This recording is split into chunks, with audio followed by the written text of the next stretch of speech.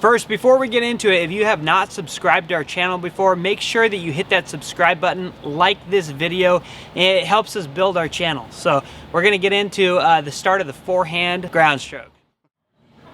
Hi everyone, we're back here today on the ball machine. We're going to be working on the forehand, and Jordan and I wanted to get down into some of the key things that we see the pros doing that we're not seeing with the club players we coach. And we also think that these are key points that you can apply to your own game, because we teach players to do this and they have good success with it, so we think you can too.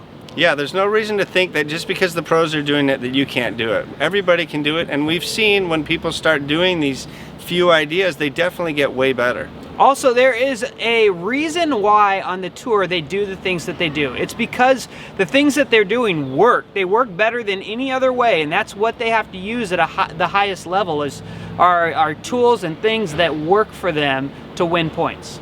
So we're going to start from the ground up like we've done in a lot of our videos. We're going to talk about the stance. We're going to talk about what the arm should do, the grip, how you finish the ball, how you load with your legs and finish from the ground up to your left side. So let's get into it. Yeah, I'll turn on the machine and then we'll start hitting some forehands and talk to you about it.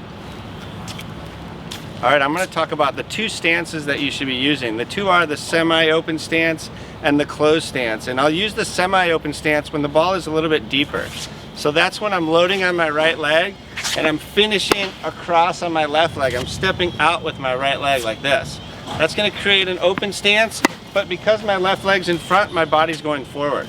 If I was to hit completely open like this, you see players falling back when they do that. That's why the semi-open is so popular. The second one is playing it off my left foot, and I'll do that on shorter balls, especially a ball that I might want to come to the net on, and I can take that ball early, play it down the line, and approach the net.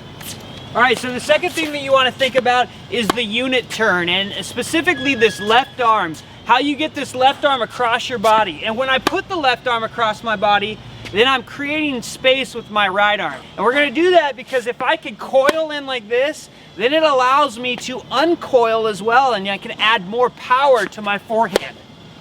The next thing we want to talk about is the grip. I want my strings facing down. I want to pick the racket up like this. I've got my trigger finger up and I'm holding it at the bottom. This allows me to get tons of topspin on the ball by having that racket face closed. If you're playing more of an Eastern or Continental grip, it's really hard to get topspin on that ball and you're going to launch it long a lot. Yeah, go ahead. Okay. The next thing is the finish. So when you're thinking about your finish, the key to this finish is a very loose arm, a very loose grip. So when I prepare right here, I'm going to loosen everything up, and then when I finish, I'm trying to keep the racket face flat down. I do not necessarily have to finish up over my shoulder. I actually don't do that. I finish lower. I feel like if you come in here and you relax it and you let it go and you bring it down to your side, that's more kind of what the tour players would do. It gives you that tour look. So I'm just going to hit a couple and try to put it all together. The grip, the stance, that backswing with the left arm, and the low finish. I'll hit two and I'll let Jordan take the last two.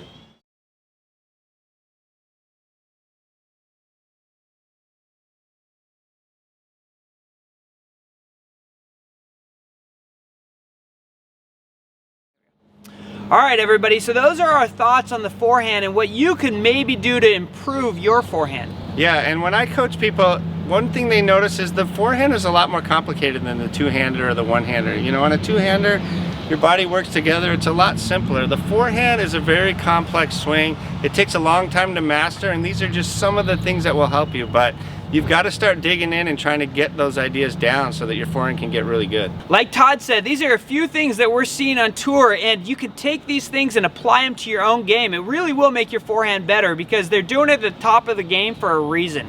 Yep. Keep working on it, and we'll see you next time with some more cool stuff. See you later.